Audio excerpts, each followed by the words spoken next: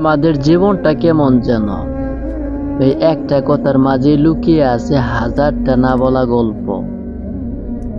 জন্মের পর মানুষ ভাবে জীবন খুব সুন্দর হবে।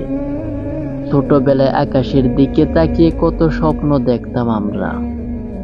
ভাবতাম বড় হলেই সব ইচ্ছা পূরণ হবে, সব কষ্ট একদিন শেষ হয়ে যাবে। কিন্তু সময়ের সাথে সাথে বুঝতে পারলাম জীবন আসলে গল্পের মতো সহজ না।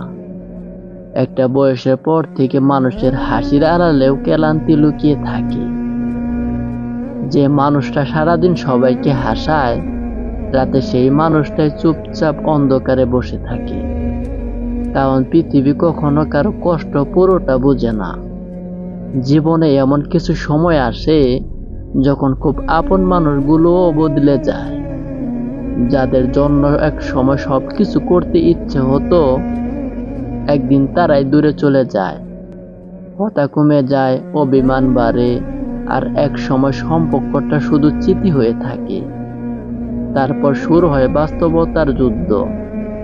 টাকার চিন্তা, পরিবারের দায়িত্ব, নিজের স্বপ্ন ভেঙে যাওয়ার কষ্ট, সব মিলিয়ে মানুষ ভিতর থেকে ধীরে ধীরে বদলে যায়। আগে যে মানুষটা ছোট ছোট কারণে হাসতো, এখন সে হাজার কষ্ট নিয়েও বলে আমি ভালো আছি। কারণ মানুষ এখন চোখের পানি দেখে না, শুধু মুখের হাসিটাই দেখে।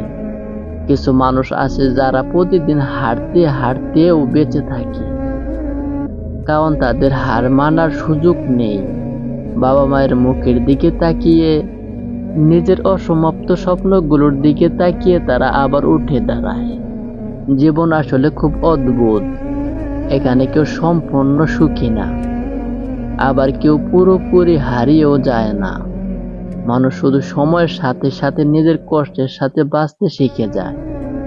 আর দিনের শেষে সবচেয়ে বেশি কষ্ট পায় সেই মানুষটা, যে সবাইকে ভালো রাখতে গিয়ে নিজের ভিতরটা নীরবে ভেঙে ফেলে।